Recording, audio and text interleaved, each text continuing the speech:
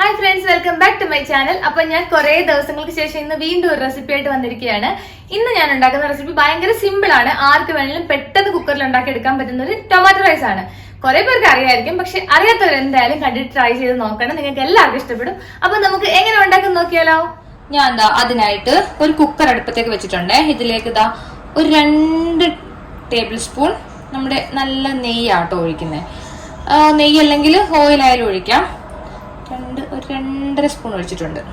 നെയ്യ് ഒന്ന് ചൂടായി വന്നിട്ടുണ്ട്. ഇതിലേക്ക് നമ്മൾ കുറച്ച് സ്പൈസസ് ചേർത്ത് കൊടുക്കാം. അപ്പൊ ഞാൻ ഇതിൽ എടുത്തിരിക്കുന്നത് ഒരല്പം ജീരകം, പിന്നെ ഒരു 2 ഏലക്ക, ഒരു ചെറിയ കഷ്ണം പട്ട, ഒരു 2-3 നുറുക്കിയത്, പിന്നെ 2-3 ഗ്രാമ്പൂ. ഇത്രയാണ് ഞാൻ ഇതിൽ ചേർത്തിരിക്കുന്നത്. അപ്പൊ ഇതൊന്ന് പൊട്ടി വരട്ടെ. അപ്പൊ നമ്മുടെ മസാല ഒന്ന് മൂത്ത് വന്നിട്ടുണ്ട്. അപ്പൊ ഇതിലേക്ക് നമുക്ക് ഒരു 1/2 മുറി ചെറിയ സവോള ഒന്ന് അരിഞ്ഞത് ചേർത്ത് കൊടുക്കാം. അതിന്റെ കൂടെ തന്നെ ഒരല്പം ഇഞ്ചിയും വെളുത്തുള്ളി, അല്പം എന്ന് പറഞ്ഞാൽ ഒരു 6 അല്ലി വെളുത്തുള്ളി, പിന്നെ ഒരു കുഞ്ഞ് കഷ്ണം ഇഞ്ചി ചെറുതായി ഒന്ന് കൊത്തിപ്പൊടിച്ചതാണ് കേട്ടോ. അത് ചവച്ച് വേണമെങ്കിലും എടുക്കാവേ. ഞാൻ പിന്നെ എന്നെ മടിക്ക് ഞാനൊന്ന് ചെറുതായിട്ട് കൊത്തിപ്പൊടിച്ചെടുത്തതേ ഉള്ളൂ. അപ്പൊ ഇതെല്ലാം കൂടിയിട്ട് നമുക്കൊന്ന് വഴറ്റി കൊടുക്കാം. ഇതിൻ്റെ അകത്തിലേക്ക് ഞാനൊരു 2 തണ്ട് കറിവേപ്പില കൂടി ഇടുന്നുണ്ടേ. നമുക്ക് മല്ലിയിലയോ പുതിനയിലയോ എന്താക്കി ഇട്ട് കൊടുക്കാം കേട്ടോ. എനിക്ക് മല്ലിയില ഇഷ്ടമല്ല, പിന്നെ പുതിനയില എൻ്റെ അടുത്ത് ഇല്ലായിരുന്നു കേട്ടോ. പിന്നെ ഇവിടെ ഒരു ചെറിയ കൊടുക്കുന്നു.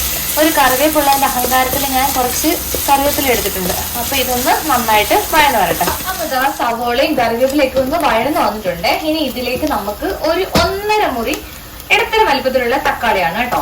നല്ല പഴുത്ത തക്കാളിയാണ് ഞാൻ ചേർത്ത് കൊടുക്കുന്നത്. 1.5 മുറി എടുത്തിട്ടുണ്ട്. അപ്പൊ ഇതൊന്ന് ചേർത്ത് കൊടുക്കാം. ഇതും കൂടി ചേർത്ത് കൊടുത്തിട്ട് വഴറ്റിയെടുക്കാം. നമ്മുടെ തക്കാളിയൊക്കെ ഒന്ന് വഴണ്ട് വെള്ളമൊക്കെ വറ്റി വന്നിട്ടുണ്ട് കേട്ടോ. ഇതിലേക്ക് നമുക്ക് മസാല ചേർത്ത് കൊടുക്കാം. മസാല ആയിട്ട് ഞാൻ അധികം ഒന്നും ചേർക്കുന്നില്ല. കുറച്ച് മഞ്ഞൾപ്പൊടി, പിന്നെ ഒരു 1/2 ടീസ്പൂൺ ഗരം മസാല, പിന്നെ ഒരു 1/2 ടീസ്പൂൺ മുളക് പൊടി. മുളക് പൊടി നമുക്ക് ഇഷ്ടമുള്ളത് കൂട്ടി ചേർക്കാം കേട്ടോ. എനിക്ക് അധികം എരിവ് വേണ്ടാത്തതുകൊണ്ടാണ് ഞാൻ കുറച്ച് ചേർക്കുന്നത്. ഇതും കൂടി ഒന്ന് നന്നായിട്ട് ഒന്ന് വഴറ്റി മസാലയുടെ പച്ചമണമൊക്കെ ഒന്ന് മാറ്റിയെടുക്കാം. നമുക്ക് നമ്മുടെ മസാലയൊക്കെ നന്നായിട്ട് മൂത്ത് വന്നിട്ടുണ്ട് കേട്ടോ. അപ്പൊ ഞാൻ ഇതിലേക്ക് ബസ്മതി റൈസ് ചേർത്ത് കൊടുക്കുവാണേ. ഞാനിതിപ്പം 1 കപ്പ് റൈസ് ആണ് എടുത്തിരിക്കുന്നത്. നന്നായിട്ട് കഴുകി ഒരു 5 മിനിറ്റ് ഒന്ന് കുതിർത്തെടുത്തിട്ടുണ്ട്. അപ്പൊ ഇത് നമുക്ക് ഈ മസാലയുടെ കൂട്ടത്തിലിട്ട് നന്നായിട്ട് ഒന്ന് റോസ്റ്റ് ചെയ്തെടുക്കണം. അപ്പം നമ്മുടെ ഈ റൈസ് അങ്ങനെ കുഴഞ്ഞൊന്നും പോവില്ല, ഒട്ടിപ്പിടിക്കാണ്ട് നല്ല സെറ്റ് ആയിട്ട് കിട്ടും. നമുക്ക് നന്നായിട്ട് ഇളക്കി ആ ഒരു വെള്ളമയൊക്കെ ഒന്ന് മാറ്റിയെടുക്കാം. അപ്പൊ നമ്മുടെ റൈസ് ഒക്കെ വെള്ളമൊക്കെ വറ്റി നല്ല സെറ്റ് ആയിട്ടുണ്ട്. അപ്പൊ ഇനി ഇതിലേക്ക് നമുക്ക് വെള്ളം ചേർത്ത് കൊടുക്കാം. ഇത് സാധാരണ പച്ചവെള്ളം കേട്ടോ, തിളച്ച വെള്ളമൊന്നുമല്ല ഞാൻ ചേർക്കുന്നത്, നോർമൽ വാട്ടറാണ്. 1 കപ്പ് അരിയല്ലേ നമ്മൾ എടുത്തിരിക്കുന്നത്. അപ്പൊ 1 കപ്പ് അരിക്ക് 1.5 കപ്പ് വെള്ളം എന്ന കണക്കിലാണ് ഞാൻ വെള്ളം എടുത്തിരിക്കുന്നത്. അപ്പൊ ഇനി നമുക്ക് ഇതിലേക്ക് ആവശ്യത്തിനുള്ള ഉപ്പ് ചേർത്ത് കൊടുക്കാം. നമ്മൾ ഉപ്പിട്ടിട്ടില്ലായിരുന്നു. അപ്പൊ ഇതിലേക്ക് നമുക്ക് ആവശ്യത്തിനുള്ള ഉപ്പ് കൂടി ചേർത്ത് കൊടുക്കാം. എന്നിട്ട് നന്നായിട്ട് ഇളക്കി നമുക്ക് കുക്കർ വിസിലിട്ട് വെക്കാം. ഞാൻ കുറച്ച് അണ്ടിപ്പരിപ്പ് മുന്തിരിയും കൂടെ വറുത്തെടുത്തിട്ടുണ്ടായിരുന്നു കേട്ടോ. ഞാൻ മറന്നു പോയായിരുന്നു ആദ്യമേ തന്നെ. നോർമലി ഞാൻ കുക്കറിൽ തന്നെ വറുത്തെടുക്കുക ചെയ്യുന്നത്, പക്ഷെ ഞാൻ വിട്ടുപോയി. ഇന്ന് മൊത്തത്തിൽ മറവിയായിരുന്നു. അപ്പോൾ ഇത് നിർബന്ധമില്ല കേട്ടോ, നമുക്ക് ഉണ്ടെങ്കിൽ ഇട്ടാൽ മതി. അപ്പൊ നമുക്ക് ഇത്രയും കൂടി ഇട്ടിട്ടുണ്ടെങ്കിൽ നമുക്ക് കുക്കർ അടച്ചു വെച്ച് ഒരു വിസിലടുപ്പിക്കാം. അപ്പൊ നമ്മുടെ കുക്കർ ഞാൻ വിസിലിട്ട് വെച്ചിട്ടുണ്ട്. കറക്റ്റ് ഒരു വിസിലാവുമ്പോഴത്തേക്ക് നമുക്ക് ഓഫ് ചെയ്യാം. അതും തീ ആണെങ്കിൽ ഫുൾ ഫ്ലെയിമിലാണ് വെക്കേണ്ടത്.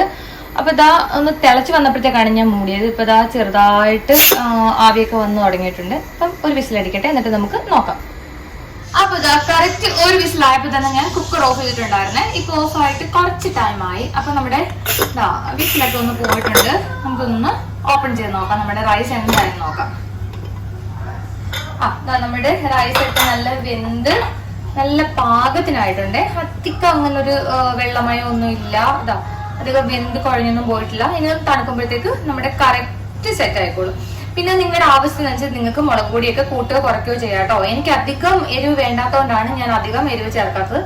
ഞാൻ അധികം സ്പൈസി കഴിക്കാൻ ഇഷ്ടപ്പെടുന്ന ഒരാളല്ല. അപ്പൊ എന്തായാലും നിങ്ങൾക്കും ഇഷ്ടപ്പെടും. നിങ്ങൾ എന്തായാലും ട്രൈ ചെയ്ത് നോക്കണം. നമുക്ക് കുട്ടികൾക്കൊക്കെ സ്കൂളിലൊക്കെ കൊടുത്തുവിടാൻ പറ്റിയൊരു റെസിപ്പിയാണ്. ഇതിന്റെ കൂടെ ഒരു ഫിഷ് ഫ്രൈ കൂടെ ഉണ്ടെങ്കിൽ അടിപൊളിയായിരിക്കും. അപ്പൊ എന്തായാലും നിങ്ങൾ വീട്ടിലെല്ലാവരും ട്രൈ ചെയ്ത് നോക്കണം. അപ്പൊ അടുത്ത വീഡിയോയുമായി നമുക്ക് വീണ്ടും കാണാം.